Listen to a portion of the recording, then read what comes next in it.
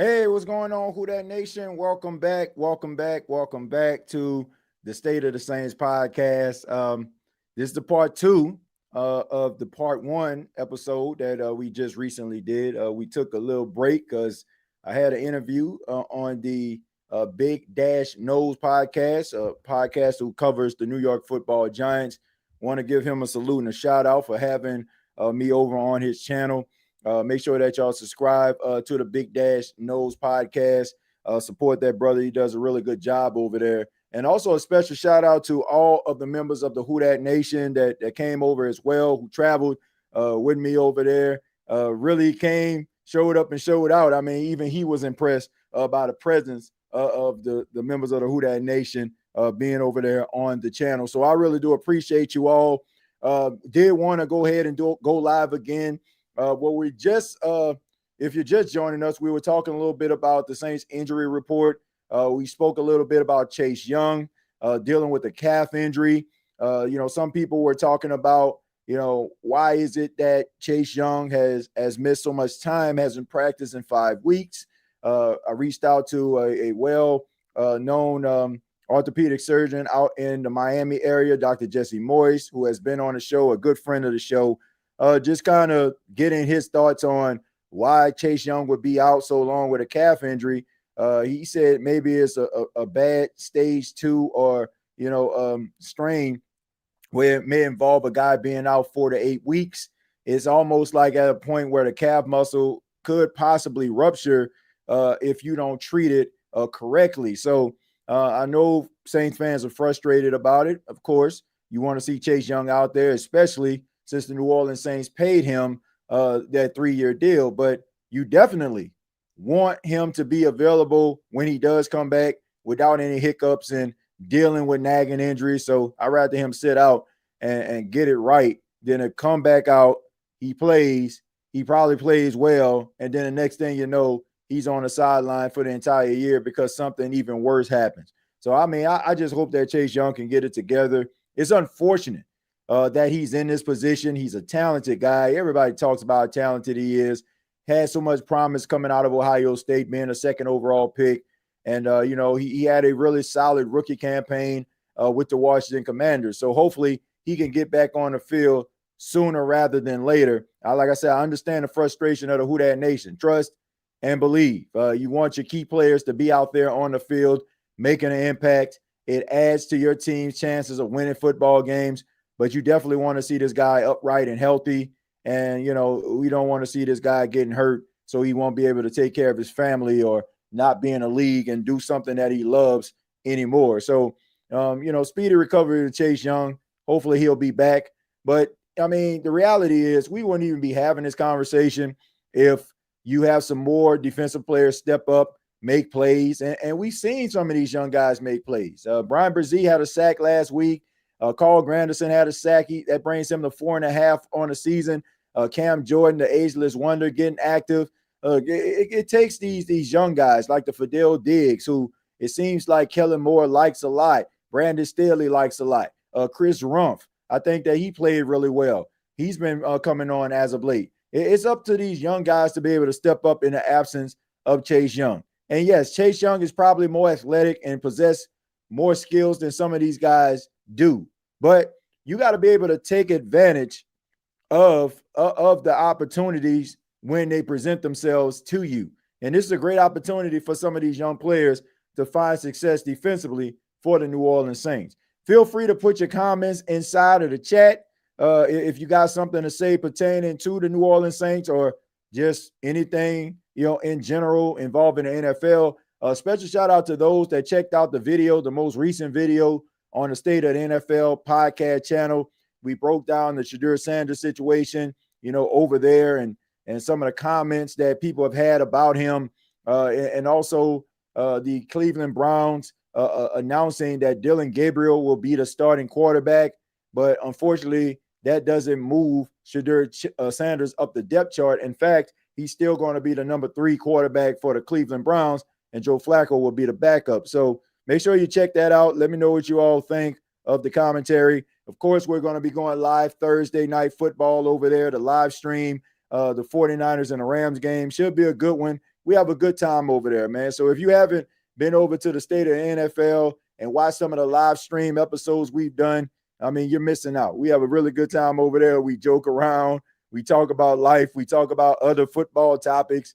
And it's pretty much a free fall over there. So if you're into that type of stuff and you're probably just watching, and if you're probably just watching the game and you just want somebody to watch it with, and you're probably just chilling by yourself, like, man, come on, man. Just, turn the TV down, turn it up like they sit down in WWL and come over there and chill with us. All right, let me go ahead and read some of these comments. Gerard says, Chase might be done, but I said that last week. I don't know if he's done, man. I don't want to speculate here. I just think that the Saints are erring on the side of caution. Look, the fact that they haven't put him on IR yet, to me, it just tells me that he'll probably be back soon. They don't feel like it's warranted. But it would be warranted if you are dealing with a grade 2, a stage 2 type calf injury. Like, I want to go ahead and read this again. This is a report that I looked up, when it comes to a stage 2 or a grade 2, when it comes to the calf injury. All right, and this may explain a little bit of maybe what Chase Young is going through. All right, so they said that a grade 2 is a significant number of muscle fibers are torn, but the muscle is not completely ruptured. All right, so you got some fibers being torn, right? But the muscle is still intact and it's not ruptured yet. But if it's not treated and you still go out there and play on it or practice on it, it can get ruptured. And now you're talking about surgery and missing the entire season. It says recovery timeline usually between 4 to 8 weeks, depending on the severity and rehab. All right, so we don't know if it's going to be 4 weeks. I mean, we know it's been 4 weeks. We don't know if it's going to go to 8 weeks. It all depends on the rehabilitation process. I expect for him not to fall into that range. I mean, especially when we're talking about, the sports medicine guys. The Saints have brought in some really good sports medicine guys, a well-respected strength and conditioning guy to be a part of the staff. So I'm pretty sure they're doing everything that they can in order for them to get him back on the field. Like I said, 4 to 8 weeks before return to a full training and competitive play. All right. So some of the things that, that could prohibit him from hitting the field, and maybe it's some setbacks, like a small partial tear that heals faster than a larger one. So, maybe he's dealing with one on a more of a smaller scale, so it can heal quicker, more versus one that is larger that will probably have him out for that full 8 weeks. So it's a lot of things that can be going on. Like I say, I think that the fact that Kellen Moore and the New Orleans Saints organization were kind of minimizing the injury. I think that is why New Orleans Saints fans are frustrated. But it was the fact that it made it seem like it wasn't that big of a deal. Dude seemed like to me he was just trying to get information about the team.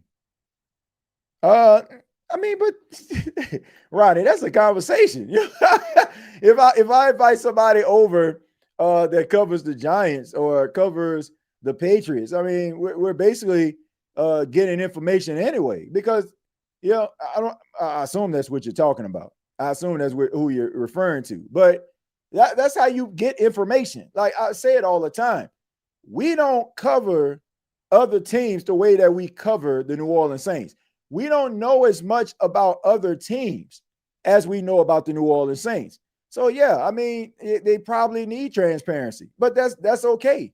That's what this is all about. That is why platforms like mine and also Dash's, they're able to expound on what their teams do best, what their keys to victory can be, some of the things that maybe you as just a casual of an opposing team probably wouldn't even be privy to. So that's what it's all about, man. It's about discourse and coming away from the conversation better than you left it. I mean, it's not much, Ronnie, you don't know about the Saints, right? But there's a lot of things that you may not know about the Giants. So, I mean, it's all about discourse, man.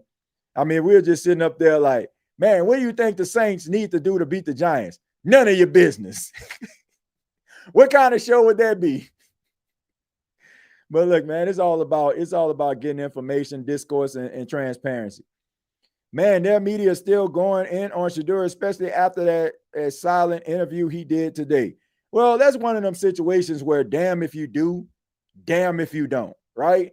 Now, if he sat up there and just said, I need to be the starting quarterback, I feel like I'm a starting quarterback, then all of a sudden they dissecting that like a 11th grader in his biology class, right? Like, and if he doesn't say anything at all, why is he saying anything? He's not mature. That's the reason why he's not playing his quarterback position. That's why he's not a starter. Like, it's damn if you do, it's damn if you don't. Like, this guy has been put under a microscope. A lot of it comes because, the confidence that he has, and people just don't like, for some reason, they don't like people to be overly confident. I don't know why.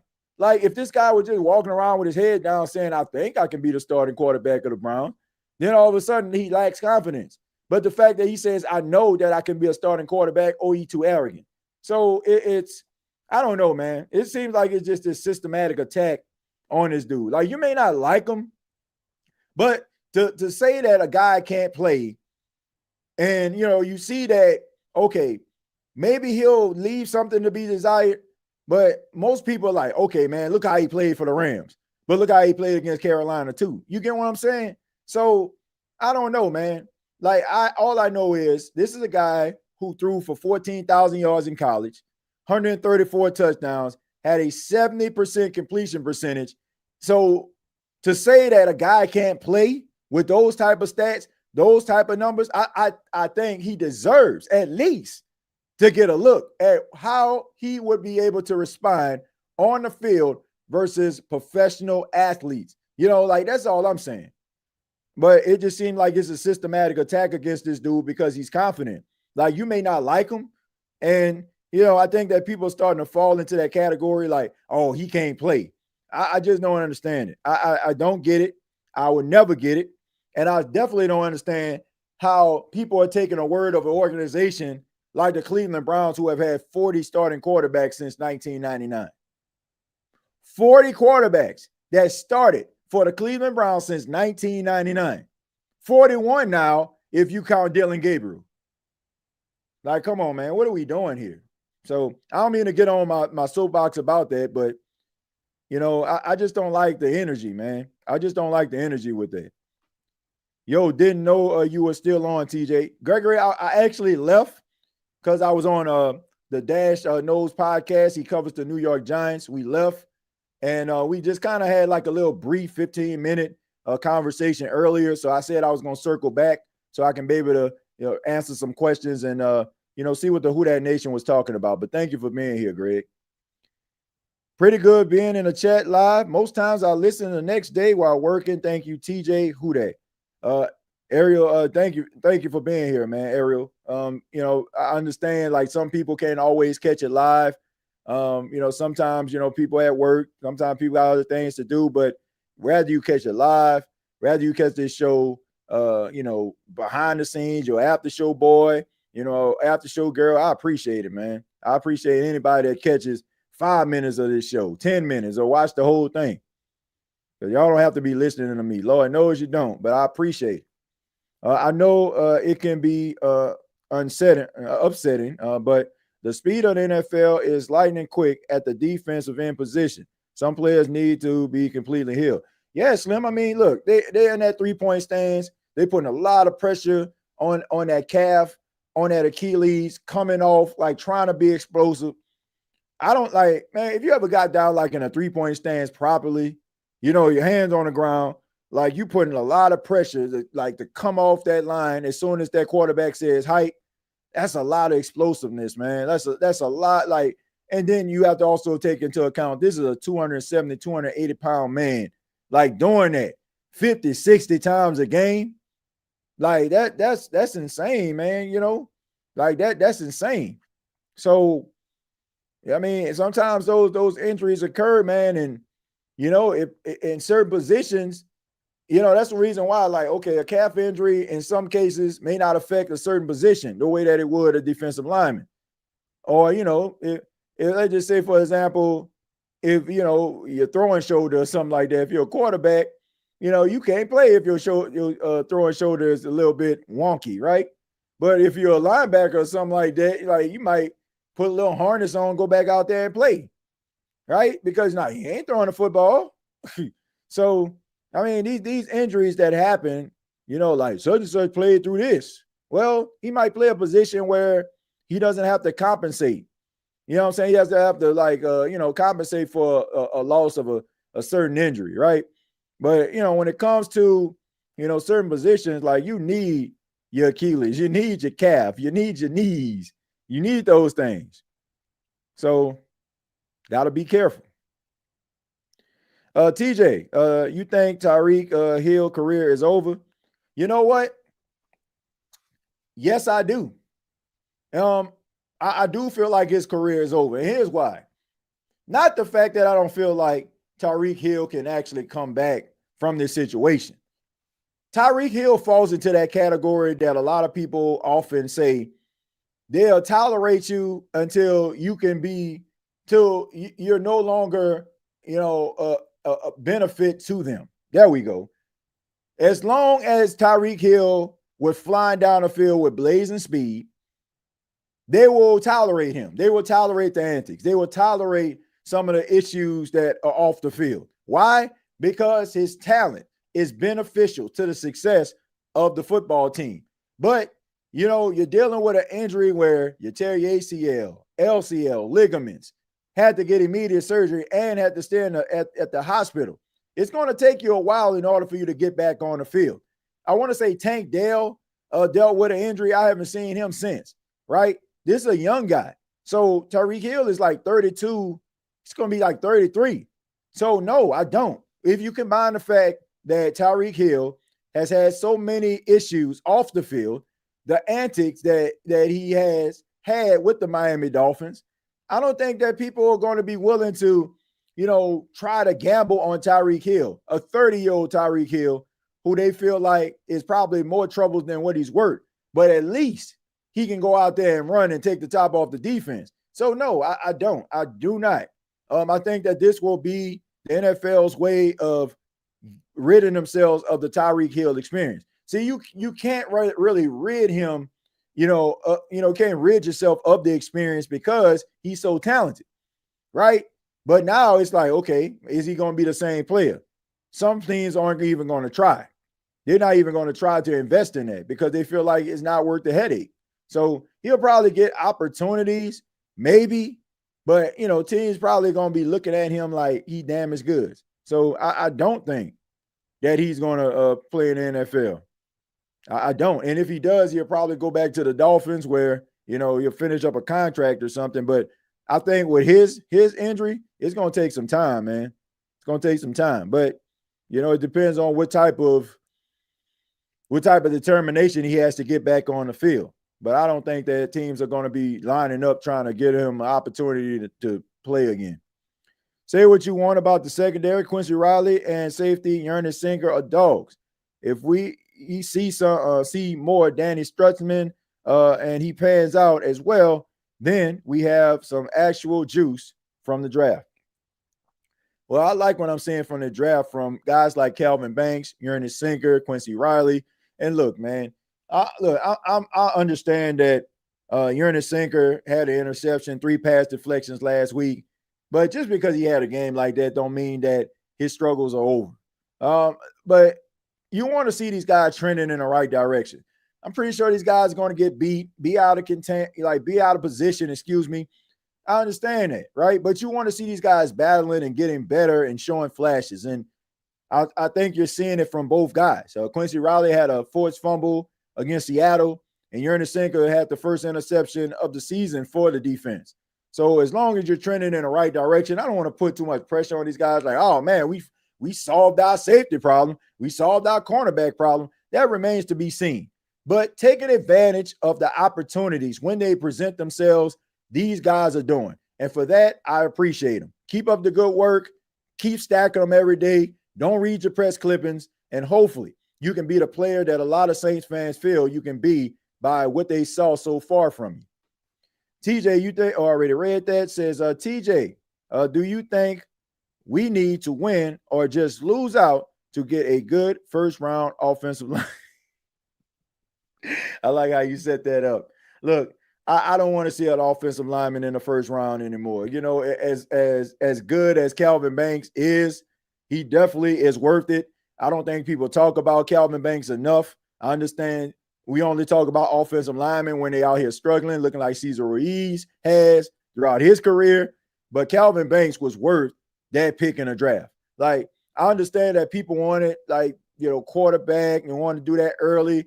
But Calvin Banks, the pick that the Saints had him at 9 was justified, right? I mean, you know, it was just justified. He's a solid guy, and he's only going to get better. Just think about how good he is now. He isn't even like evolved into his grown man body just yet. So imagine how good he's going to be as long as he stays healthy. I mean, he can be that anchor at left tackle. He has that mind frame. I mean, we seen he a dog out there. Like that time when, I don't know if it was the 49ers or not, I can't remember. But, you know, somebody gave Spencer Rattler a little something extra after the whistle. Who was the first person there?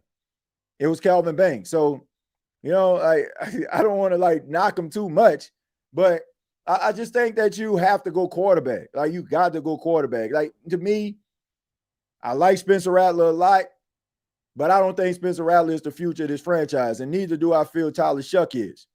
Like, seriously, I think that you need to see what you have in Shuck, but I do think that the New Orleans Saints need to try to get themselves a franchise quarterback. You got to be able to get the best quarterback available.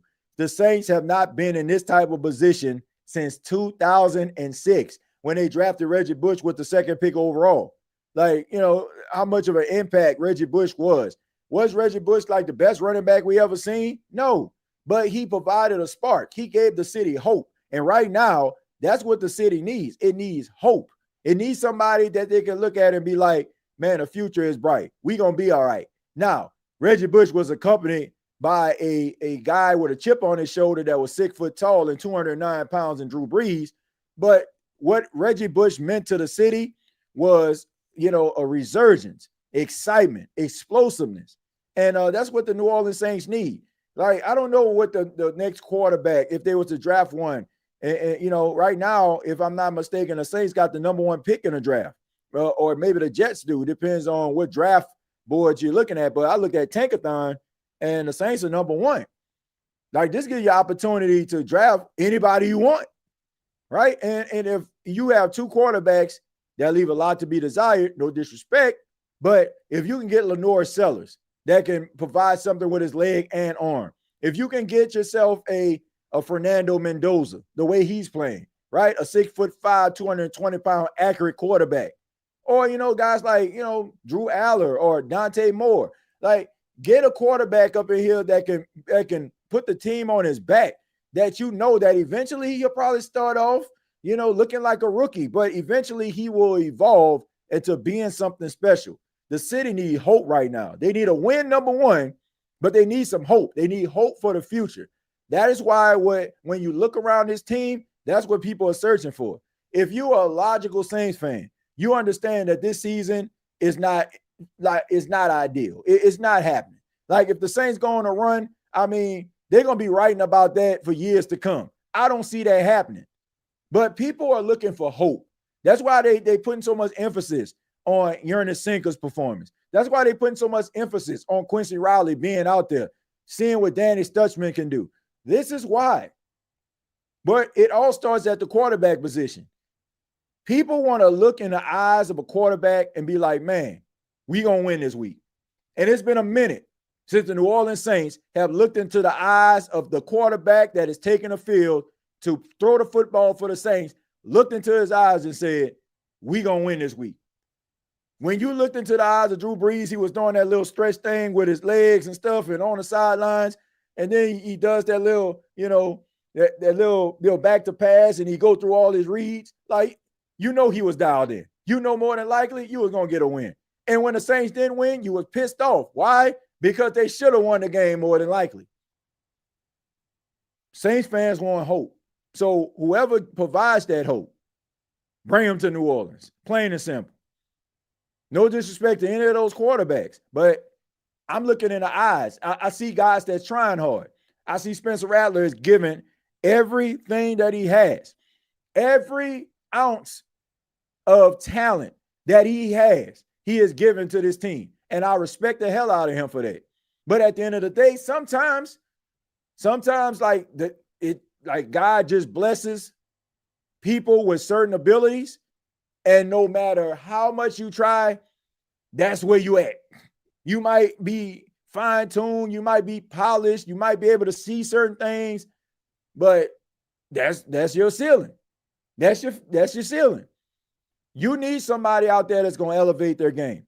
You need somebody out there that's going to be able to take the game over, put the team on his back, and provide hope to the city. Whoever that may be, ladies and gentlemen, that's who the Saints need to get. I don't care if it's offensively, defensively, but it should be a quarterback. I like Penny at guard. That's what he should have been playing from day one. I agree. But, sometimes it takes a while for you to get to your destination. You ever been driving and you're like, man, I can't wait to get home. And then all of a sudden, like you see those big old barriers up, road closed. Like, God, dog it. Now I got to take the scenic, I got to take a scenic route.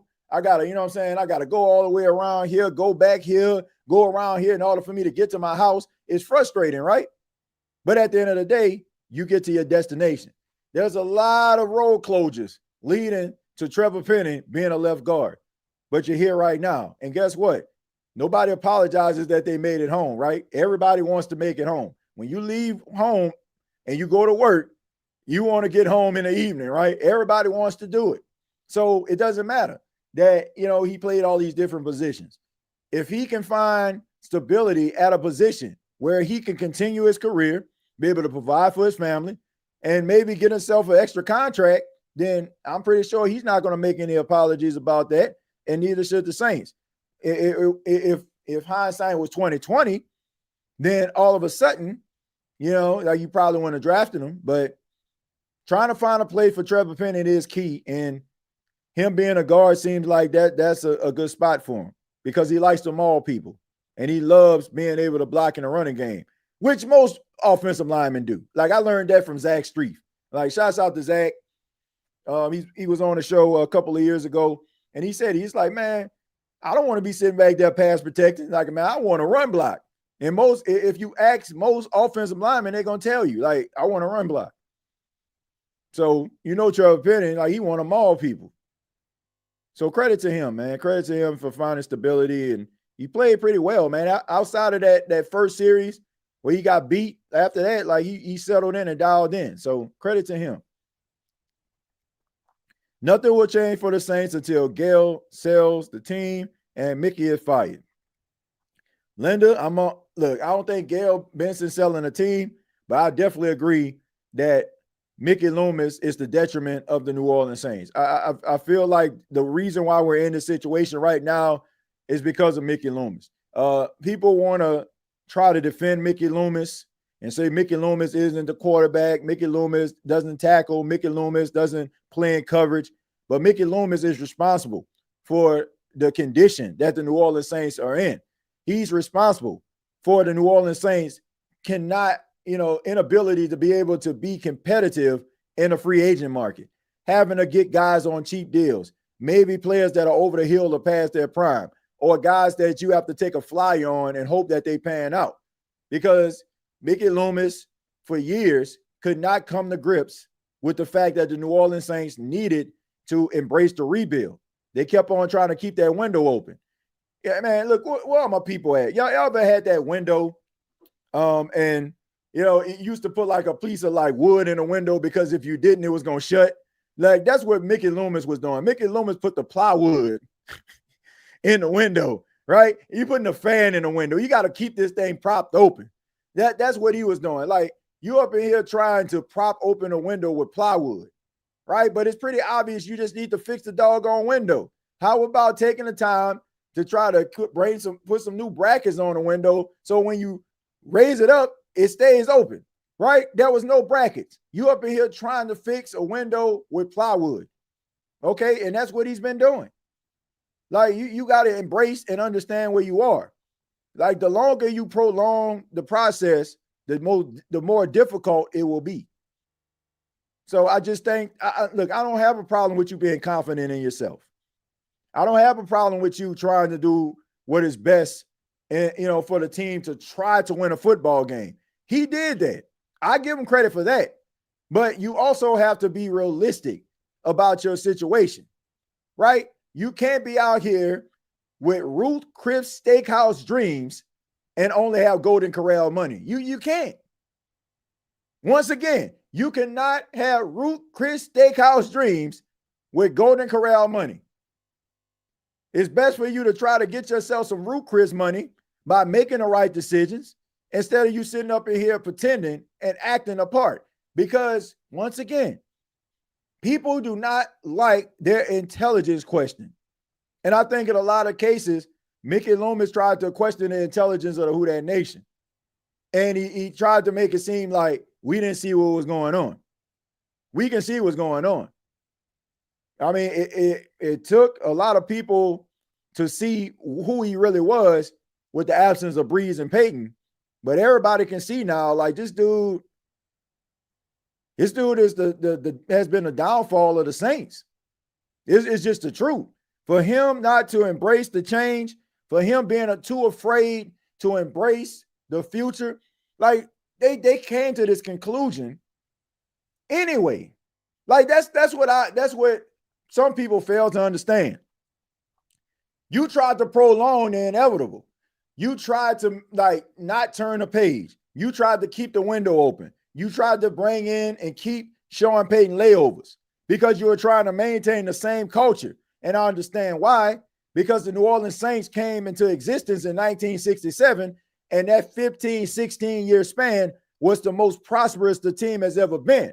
But the reality is, David Ruffin was David Ruffin. Dennis Edwards was Dennis Edwards, right? Dennis Edwards can't do what David Ruffin can do. I mean, they both sound good, but at the end of the day, you know what I'm saying? David Ruffin was the one that was selling all the records. You know, like, you get what I'm saying? Like Dennis Edwards, he had a Grammy and stuff like that. You know, he may don't look any further. But at the end of the day, when it comes down to the Temptations, we thinking about David freaking Ruffin, right?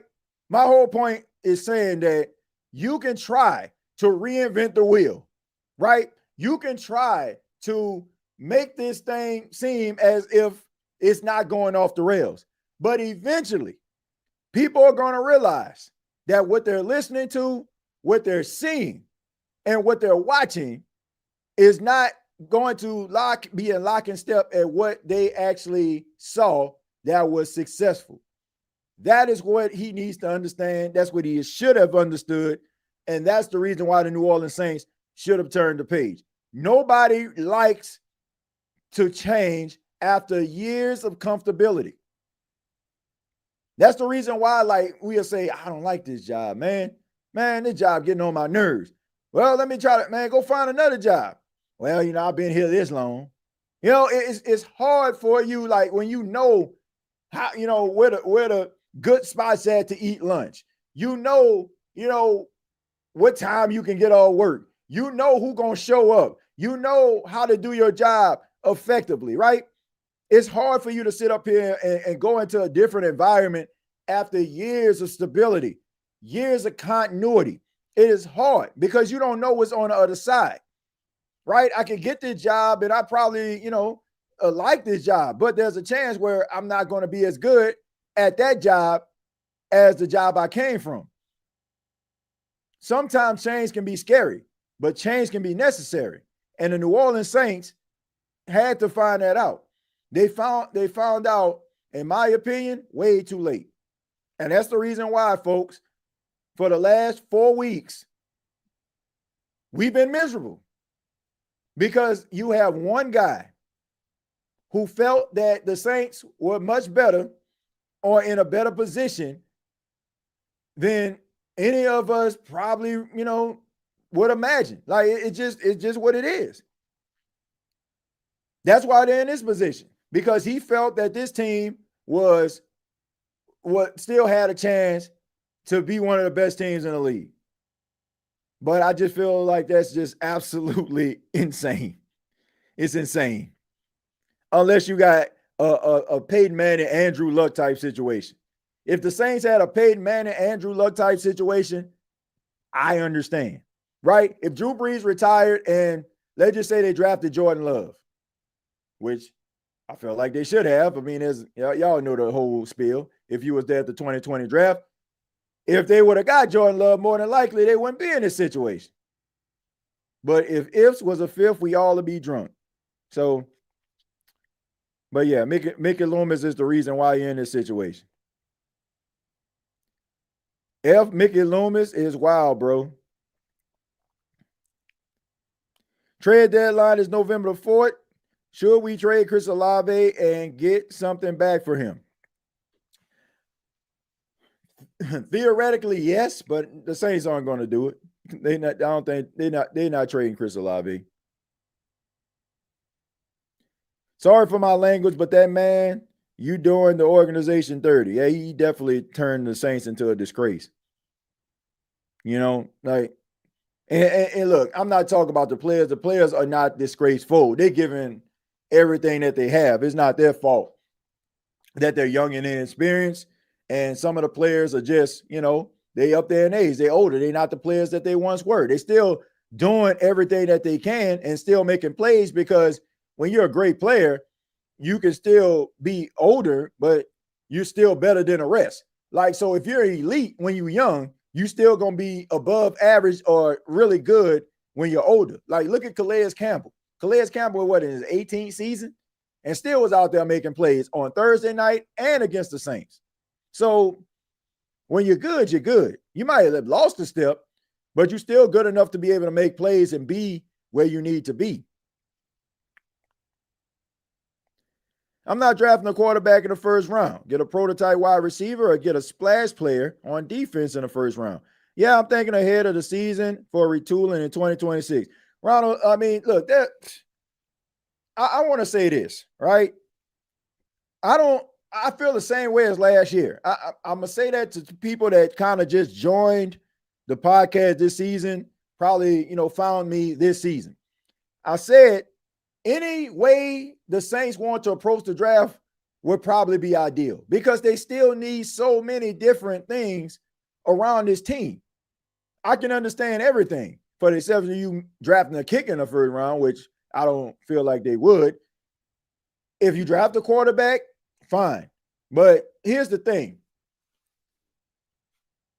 See what you have in Rattler, which you have been doing. See what you have in Shuck if the season continues to go the way that it has. See what these guys have. If you are picking in a top three, if you're picks 1, 2, or 3, and let's just say, for example, you see Rattler, he's pretty serviceable, probably be able to start in spurts, maybe develop into something, maybe be a solid starter if he can work out some kinks. If Tyler Shuck, okay, he's solid, probably work out some kinks. You will never, or at least you need to approach it this way. I want people to understand this. You should approach the draft when you're picking in the top 3. You should approach it as if this is something that will probably never, ever happen again, regardless to how we may feel about the Saints. You should approach it like, I may never get an opportunity to get a player of this caliber ever again. That's how you need to approach it.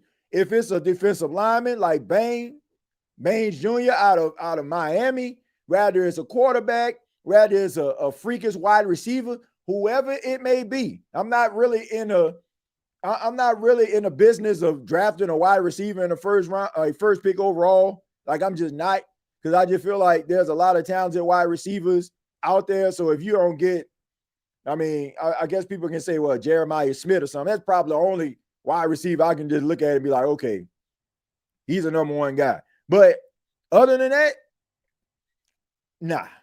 Like, if you can't get that wide receiver because he got picked with the 5th pick and you're the number 1 pick, if you're picking number 1, then that means you got picked 33. So you still gonna get a top 40 player. You may not get the number 1 wide receiver, but you'll probably get the number 2 or the number 3. So, and it's still going to be somebody with like really good upside. So unless it's like Jeremiah Smith, no, I'm not drafting a quarterback. I mean, a wide receiver with the first pick. Ain't no way. That's the only wide receiver. Him, Julio, Calvin Johnson. Those are the only wide receivers that came down the pipe that I was like, okay, I understand. Like Randy Moss, like, he just kind of he was good, but I don't think a lot of people realize how great he was. But Megatron, beast. Julio, beast.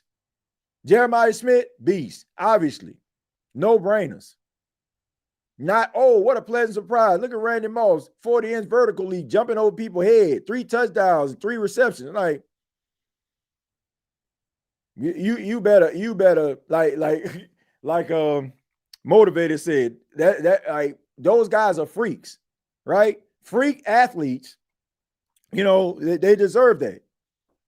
Because the chances of you being able to find a guy like that, they come around like every 2 decades. Like, Julio was like, 2011 or something like that, was he? If I'm not mistaken. Was Julio like in 2011? It was something like that. Julio, Calvin Johnson, like those guys like come around like every decade or two. Larry Fitz, I think Larry Fitz was like 04, 03. Y'all get what I'm saying? Like these guys like that fit that role. They don't come around often. So if you have a chance to get them, you better grab them quick. Trade down and go defensive heavy. Like, I think the Saints need to pick. Like, unless like somebody like comes to them with a king's ransom. Like, okay, man, we're gonna give you a first this year. We're gonna give you a first next year. Like something like that. Like it gotta be like something like a king's ransom. Like, and it has to be a team that's like still picking in the top 5. Like, we letting you move up to number 1. You can have our number 5 pick. Cool. And then you'll have a opportunity of having 2 firsts in 2027. It has to be something like that. But if it's not, then you draft the best player available. Yeah, homeboy from Ohio State is fired. Yeah, Jeremiah Smith, but I mean, he's a sophomore. He's not coming out. The Saints are favored the first time this year. Rattler has to win Sunday or next Sunday because the clock is ticking. I think he have to win this Sunday. Because if he doesn't win this Sunday, like I know that some people don't want to, talk about this or even address this, but the Saints got another home game against the Patriots before they go on the road and the schedule gets a little bit more difficult. So if Spencer Rattler can't beat the Giants, this probably can be the game where you set up Tyler Shuck to play at home versus a New England Patriots team. Although they beat the brakes off the Carolina Panthers, they're not very good. So you got to think about that. So I don't know, man. This might be a game where this might be Spencer Rattler's final opportunity before the Saints like seriously start considering Tyler Shuck being a starting quarterback. Because no disrespect to the Giants, but I guess if you're looking at like, if you can't beat the Giants, like I can understand Buffalo, I can understand San Francisco, I can understand Arizona, I can understand Seattle. But the Giants aren't a good football team. I know they beat the Chargers last week, but at the end of the day, they're not a good football team. And any Giants fan will tell you that. This is a winnable football game. The chances of Spencer Rattler winning a football game will never be as high this season versus maybe if they play the Jets than it is right now. If you can't beat the Giants, I mean this respectfully now. I don't want to be disrespecting no Giants fans. I'm just telling you what the vibe is. If you can't beat the New York Giants, who have a coach who is on the hot seat, who has a general manager on the hot seat, and they have some very Like they got some players that are susceptible of getting beat, miss tackles, and make mistakes constantly. You will never get another opportunity like this season. Like I said, unless you play the Jets. So you got to consider that. You got to consider that. You cannot go out there throwing throws behind players. You gotta put it on them. You gotta play at a high level. And you definitely gotta make sure, like by hook or crook, you gotta make sure you come out of there with a victory. I don't care if the score is 21-20. I don't care if it's 19-18. Nobody cares. Nobody is gonna care what the score is. As long as the New Orleans Saints have more points than the opponent, nobody cares. I'm telling you. You gotta, like, fair or unfair. If you can't beat a lowly Giants team that is trying to figure it out, who can you beat? Who can you beat?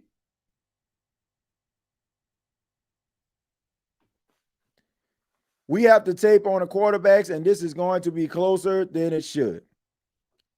Yeah, I think that it's going to be a close game because I said this on Dash's podcast earlier. He covers the Giants.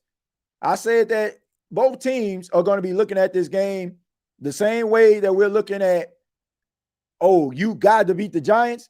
Giants is doing the same thing. Man, if you can't beat the Saints, Brian Daboll, Joe Shane is the general manager of the Giants. Brian Daboll, the head coach of the Giants. This is a big year for them. If you are losing to the Saints, I'm pretty sure Giants fans are going to be like, well, if you can't beat the Saints, who can you beat? And vice versa. So they got a chip on their shoulder just as big as the Saints and Spencer Rattler. So this is not going to be an easy game. I don't want anybody like, oh, man, we playing the Giants. Like, they want to win too. There's a lot on the line for their organization too. There's a lot on the line for coaches, players.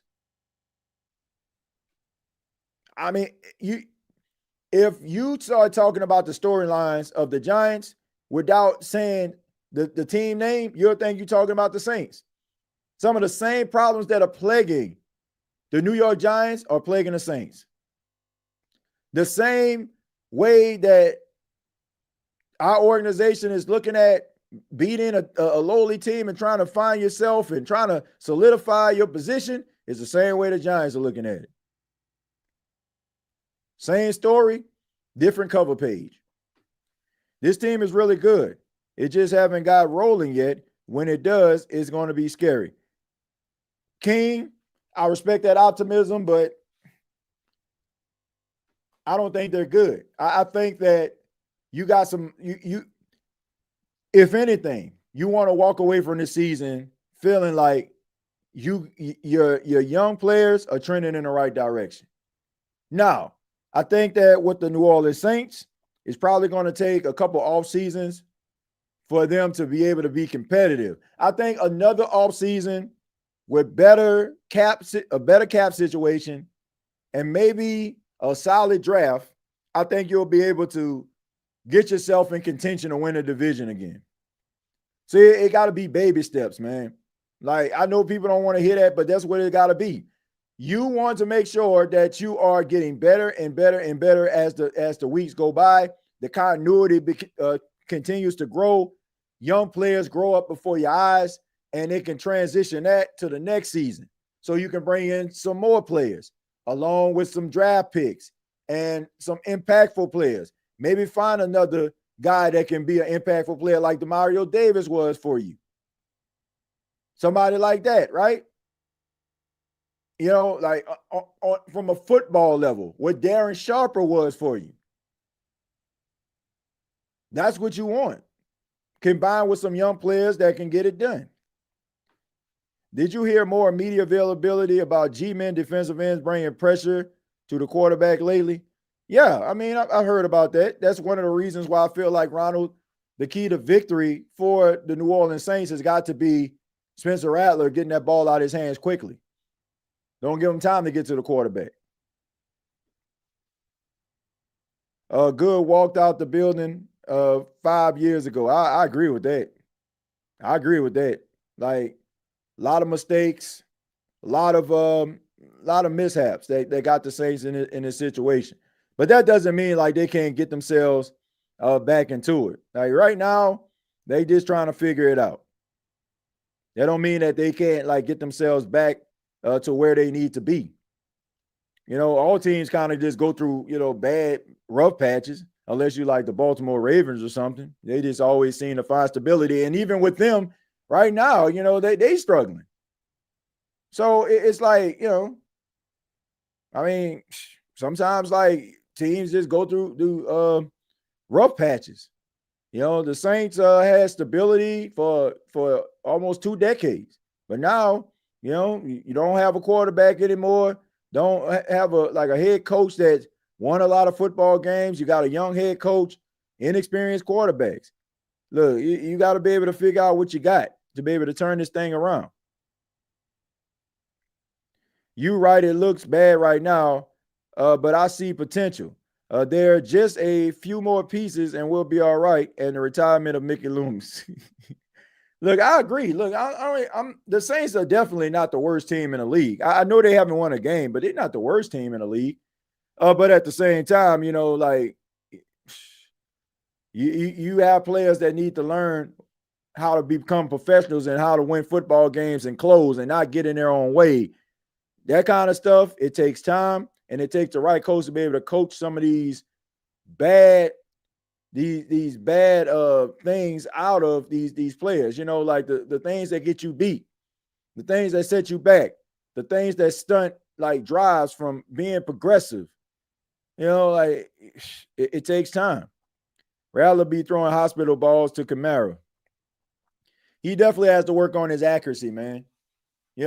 I tell people this, like the reason I give Spencer Rattler grace and I don't just sit up here and just like, oh man, he just sucked. It's because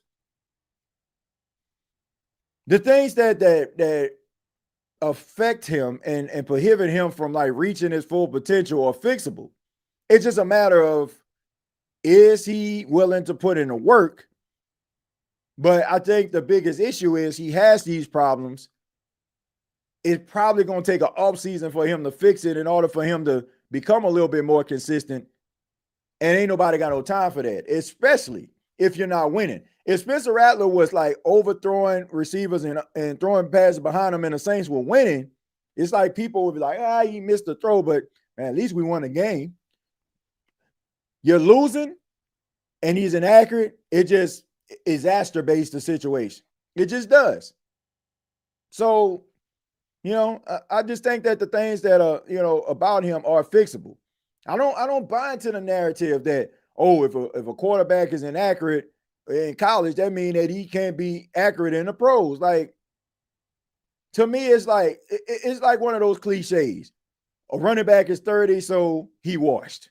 A quarterback is 35 plus, he can't play the quarterback position no more. Or better yet, here's the new one.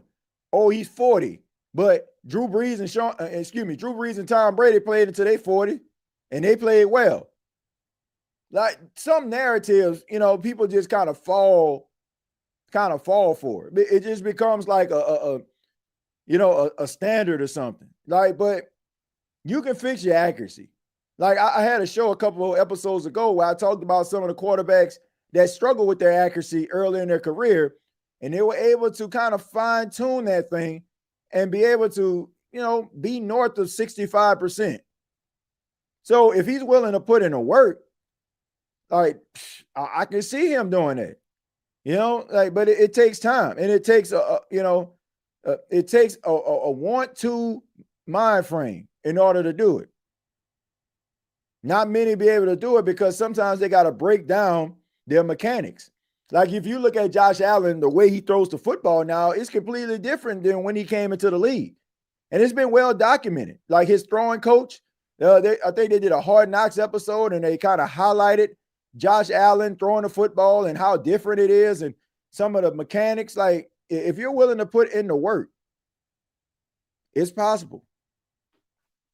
The quarterback of the future, probably not on the roster. I'm starting to believe that. I'm sick and tired of Kellen Moore smiling and laughing because right now this is not funny.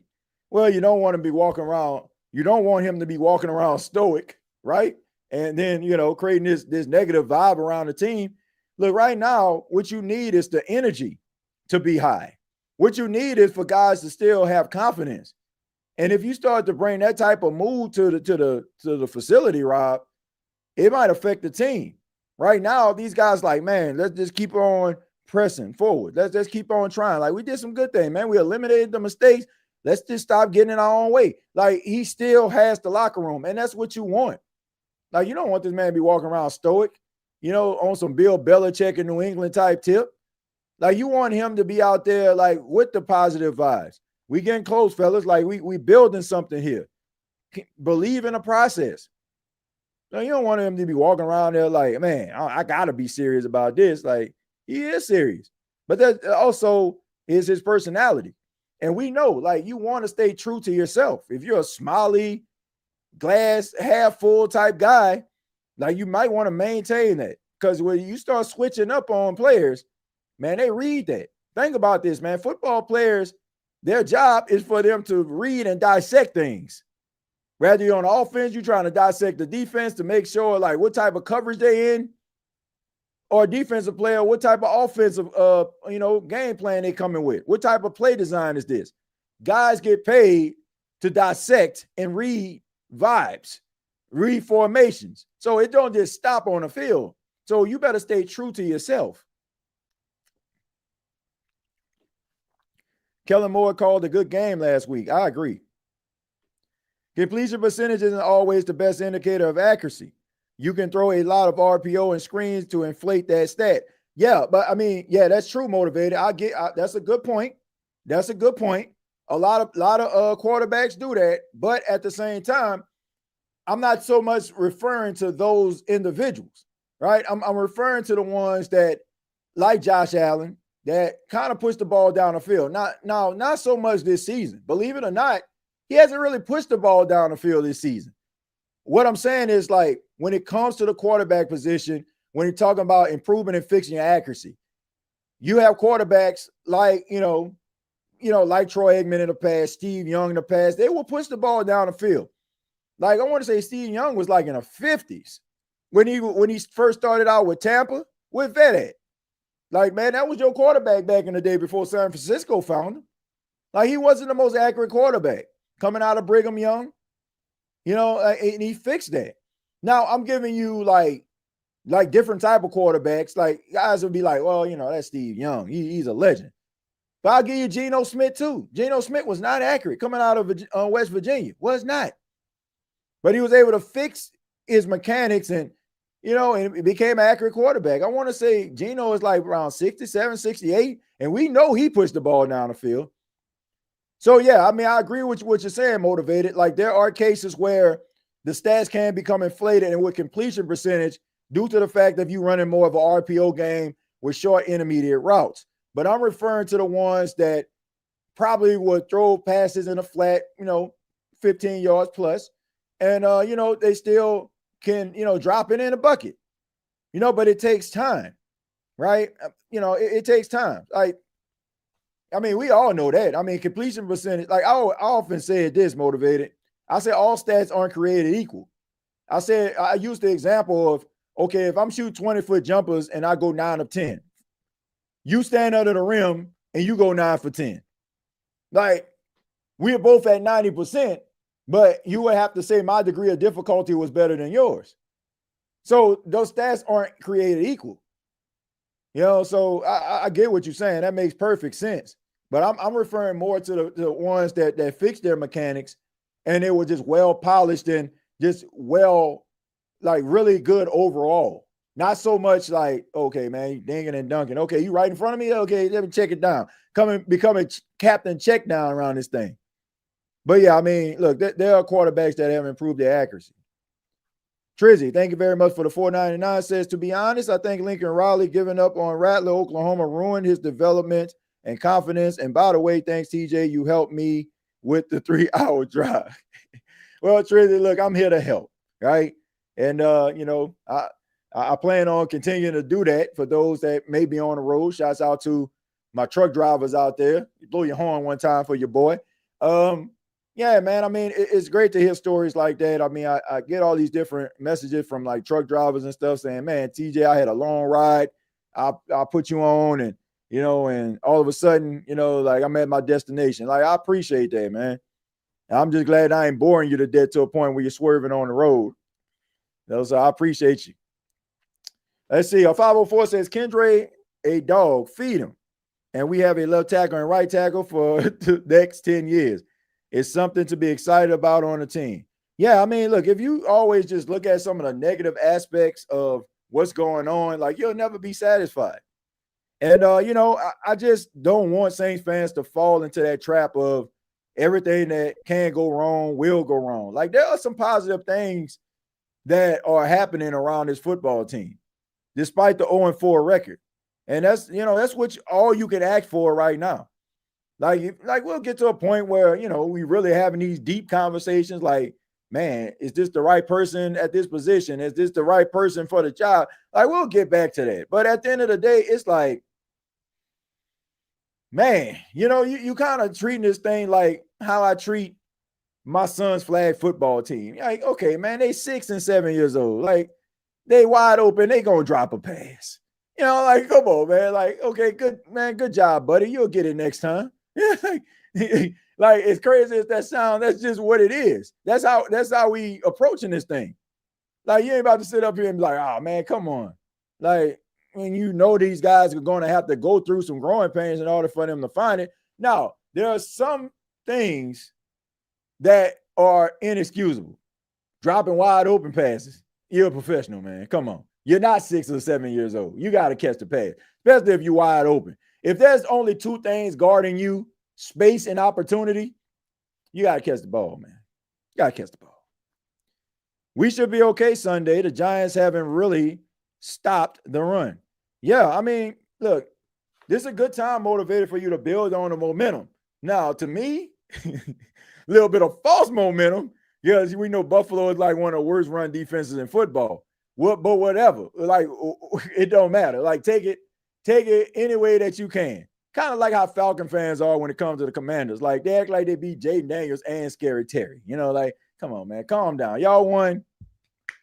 Golf clap. All right, but let's just see if we can actually build on what we did. And this is a great opportunity for them to do that, motivated. Taysom Hill is still labeled as a quarterback, so that's an upgrade to a sense. Tight end should be focal point for Rattlers progress now that it has been upgraded. Yeah, but trust and believe, when Taysom Hill come back, he's going to be throwing that football. Taysom Hill, like, don't be surprised, ladies and gentlemen. When Taysom Hill comes back, you don't see Spencer Rattler in the red zone. Do not be surprised. Do not be surprised. Do not be surprised that the New Orleans Saints utilize Taysom Hill mostly as a quarterback in the red zone. Do not be surprised. Steve Young got better when he left. Yeah, he got better when he left, but he was able to work on some things, and it didn't help. I mean, it did help him that he sat behind, in my opinion, the greatest quarterback of all time. No disrespect to Tom Brady or Drew Brees, but Joe Montana was the man. He was the man. So, that kind of helped him as well. It wasn't like how it was, like, I mean, where my OGs at? Y'all know how it used to be back in the day. I'm not trying to lose none of the younger viewers here, but once upon a time back in the day, a quarterback would get drafted. You probably won't see that quarterback for 3-4 years. They'll just be sitting on the bench, and, like, that helped Steve Young a lot. Now, they had to let go of Joe Montana because, it was, of course, that, as Steve Young started to develop, he started to get better, and Joe Montana started to get up there in age, and, they didn't like each other. But that comes with the territory, right? You bring in a young quarterback nipping at your heels. I think it was positive because last year we knew teams' weakness and still couldn't capitalize on it. Yep. And credit to Kellen Moore. He understood that the Buffalo Bills were the worst run defense in football. Now, some of that could be inflated now. That could be inflated because let me go ahead and take a look at the Buffalo Bills schedule. All right, let's take a look at it. Let's take a look at it. All right, so the Buffalo Bills, they played the Baltimore Ravens, who has Derrick Henry. They played against the Jets, who have Breece Hall. They played against the Dolphins, who have Devon Achane and Ollie Gordon. And you play against the Saints, who have Alvin Kamara and Kendre Miller. So it's not like you playing against scrub running backs. Like, it's not like you playing against scrub you and they just running up. Like Derrick Henry, minus the fumbles, is, best running back in the game. Breece Hall, very young, promising running back. Alvin been doing it for a minute, right? Devon Achane, very underrated running back. I don't think a lot of people really too much focus on him, but he a beast. So, that's kind of, I don't want to call it murderous road, but that's not easy. That's not an easy cast of characters going out there to be able to scheme against. Sim taking over Ruiz's spot. Yeah. I mean, it's a great opportunity for Simpkins too, because Ruiz hasn't played solid enough that if Simpkins finds continuity on the offensive line and he stabilizes it, that the New Orleans Saints be like, you know what, Caesar, like, we appreciate it, man, but the young kid is playing well right now, so we're going to roll with him. I'm going to take a few more, then we're going to go ahead and get up out of here, folks. But thank y'all for being here. I do want to mention the fine folks at MyBookie, the official sponsor of the State of the Saints podcast throughout the 2025 season. The Saints are a 1.5-point favorite as of right now going into week 5 versus the Giants. If you feel like the New Orleans Saints are going to cover, if you feel like the Giants are probably going to cover, all you have to do is download the MyBookie app and you can place your bets today. There's also a special promotion where if you bet up to $500, you can get a buy-in option, which means if you bet $500 and you lose it, you get that buy-in option, you'll get your $500 back. All right. So make sure that you use the promo code Saints. That's promo code Saints. The Philly special still have me in my feelings. We should have won that game. Every time somebody say the Philly special, just makes me think about my boy Holden Mayo. He was like, that wasn't the Philly special, that was the Gentili special. But hey, if it would have worked, that would have been a clever name though, the Gentili special. But yeah, that definitely was not a Philly special. Fact, the ball never touched the ground. He caught it on his knees. I lost it a little, then regained it before it touched the ground. Of course, that was going to be overturned because it was the Saints. Yeah, I mean, I was looking at an interview with Sauce Gardner, and he was saying, like, I feel like, when you're a bad football team and things aren't going your way, that's when, like, the referees really be calling little ticky-tack calls on you. He was like, because I see some of these teams that's winning, and they be doing some of the same things that we're doing, but they don't garner flags. And he's like, it feels like they if a team is down, they try to keep them down. I don't know, man. But it does seem like they always seem to do things that you don't normally see referees do consistently when the Saints play. Simpkins had the 4th highest grade as a left guard after Sunday's game. I guess you mean like right guard, because I think he played right guard when Ruiz left. Yeah, but I mean, that's a trend in the right direction.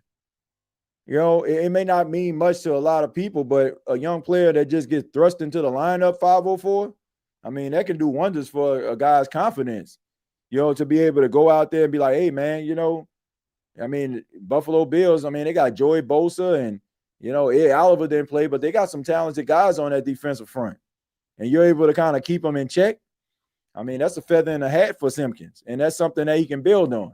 But I want to say thank you all for checking out the State of the Saints podcast. Once again, I just wanted to come back and circle back. We had like a little brief episode earlier in the evening before I switched over to do Dash's podcast with the Giants. And I just wanted to come back, answer some questions, get the pulse of the Who Dat Nation. So I appreciate you all coming back with me, and shouts out to those that went over to the channel to support. I really do appreciate it. And special shout out to those that support the NFC South Roundtable. I see so many familiar names inside of the chat. It means a lot to me that you guys show up to support me as well as defend the New Orleans Saints, brand. And, it means a lot. And that show is growing. Like every single week, it seems like we're getting more and more views. It seems like the chat just be popping. I look in the chat, people just going back and forth. That's what it's all about, man. So I appreciate the love there. Special shout out to those that subscribe to the State of the NFL podcast and check out some of the content I put on Bleacher Report. Thank you all so much. I mean, I would not have these opportunities if it wasn't for fine folks like yourself believing in this young kid from the Ninth Ward, man. So I appreciate that. Well, not young, but y'all get what I'm saying.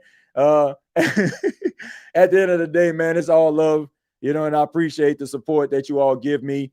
And if you're new to the channel, hopefully we won you over on this episode and you hit the subscribe button. Previous episodes you can check out here on YouTube, and you can also interact with me on X at TJAY Jones 8. Everybody have a good morning, noon, night, whenever you're checking out this podcast. And like always, all I got to say is, when I seen him throw that ball, I was like, oh my God. We ain't talking about that rattler pass that he threw to Cooks. But all I got to say is, who that? Thank you for listening to my daddy's podcast. Please subscribe to our channel.